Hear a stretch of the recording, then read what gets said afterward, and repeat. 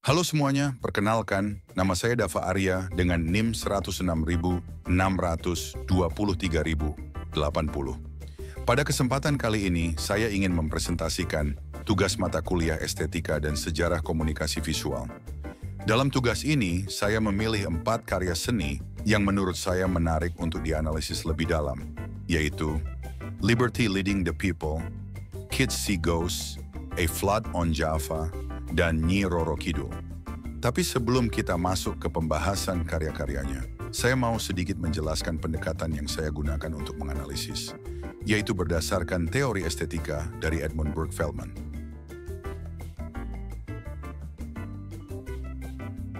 Edmund Burke Feldman adalah seorang tokoh penting dalam pendidikan seni yang dikenal lewat pendekatannya dalam mengapresiasi karya seni. Teorinya terbagi menjadi 4 tahap utama, yaitu 1. Deskripsi, yaitu mengamati dan menjelaskan secara objektif apa yang terlihat dalam sebuah karya. 2. Analisis, yaitu membedah unsur-unsur visual seperti garis, warna, bentuk, tekstur, ruang, serta bagaimana prinsip-prinsip desain seperti keseimbangan, kontras, dan harmoni bekerja dalam karya tersebut. 3. Interpretasi, yaitu mencari makna atau pesan yang ingin disampaikan oleh seniman lewat karya visualnya. 4. Evaluasi, yaitu memberikan penilaian atau tanggapan pribadi secara subjektif, tapi tetap berdasarkan pemahaman yang dibangun dari tahap sebelumnya. Dengan pendekatan ini, kita bisa memahami karya seni tidak hanya dari sisi visual, tapi juga makna, konteks, dan dampaknya.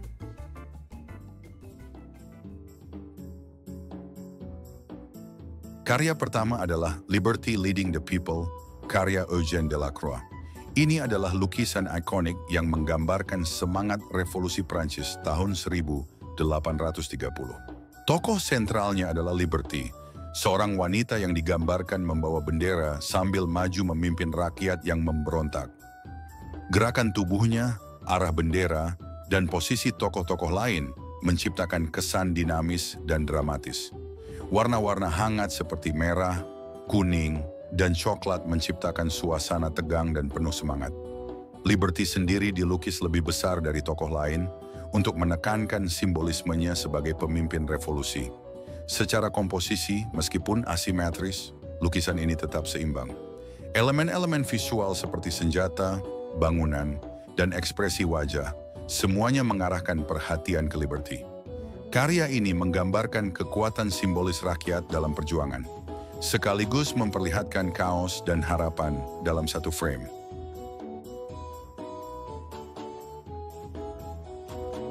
Karya kedua datang dari era modern, yaitu Kids See Ghosts, karya Takashi Murakami, sebuah ilustrasi digital untuk cover album Kanye West dan Kid Cudi. Gaya visualnya sangat khas Murakami, warna-warna cerah seperti pink, ungu, hijau neon, dan biru toska digunakan dengan berani. Bentuk karakter dibuat seperti kartun dengan kepala besar, mata bulat, dan ekspresi aneh yang terkesan lucu sekaligus disturbing. Murakami memakai gaya super flat, di mana semua elemen dibuat datar, tanpa ilusi kedalaman. Ini menciptakan kesan dunia imajinatif yang surreal dan psikedelik. Irama visual muncul dari pengulangan bentuk mata dan gigi, serta simetri relatif dari posisi karakter. Meskipun terlihat ramai dan kaos, semua elemen punya gaya yang konsisten dan harmonis. Interpretasi maknanya bisa sangat personal, tapi banyak yang melihatnya sebagai representasi dari trauma, pencarian identitas, dan pertarungan batin yang ditampilkan secara visual playful namun simbolik.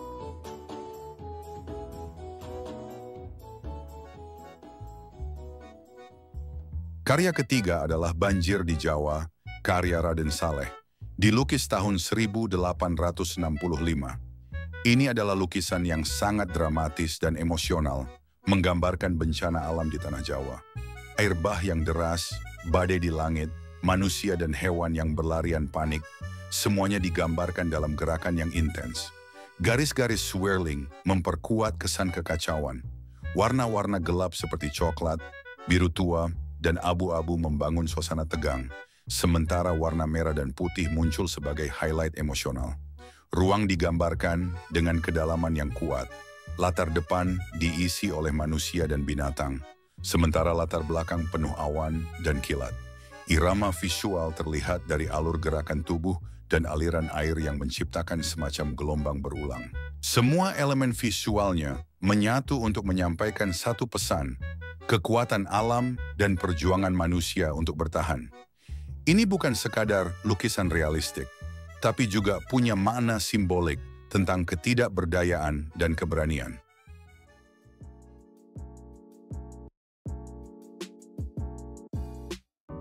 Karya terakhir adalah Nyi Roro Kidul, karya Basuki Abdullah, dilukis sekitar tahun 1950. Lukisan ini menggambarkan sosok mitologis Ratu Laut Selatan yang sangat terkenal di budaya Jawa. Nyi Roro Kidul ditampilkan sebagai perempuan cantik, anggun, dan berwibawa. Warna dominan hijau toska dan biru laut memperkuat identitas lautan, sementara warna kulit tokohnya yang cerah jadi pusat perhatian. Komposisinya simetris, tokohnya diletakkan tepat di tengah dengan latar belakang laut yang tenang. Garis-garisnya lembut, teksturnya halus, dan gradasi warnanya sangat realistis, terutama di bagian kulit dan kain. Meskipun hanya menampilkan satu sosok, lukisan ini berhasil menciptakan suasana mistis dan magis. Semua elemen visual mendukung satu narasi, Ratu Lautan yang memesona sekaligus penuh kekuatan spiritual. 4 karya, 4 gaya visual, 4 pengalaman yang berbeda, mulai dari semangat perjuangan rakyat, dunia imajinatif modern, bencana alam, hingga kekuatan mitologi lokal, semuanya menunjukkan bahwa seni punya cara tersendiri untuk menyampaikan cerita dan perasaan. Dengan pendekatan dari Edmund Burke Feldman, kita bisa melihat bagaimana elemen visual dan prinsip desain digunakan secara strategis dalam tiap karya, sekaligus menangkap makna dan pesan yang lebih dalam. Terima kasih sudah menyimak presentasi ini. Semoga bisa memberikan gambaran tentang bagaimana estetika dan sejarah komunikasi visual bisa membuka wawasan kita terhadap dunia seni.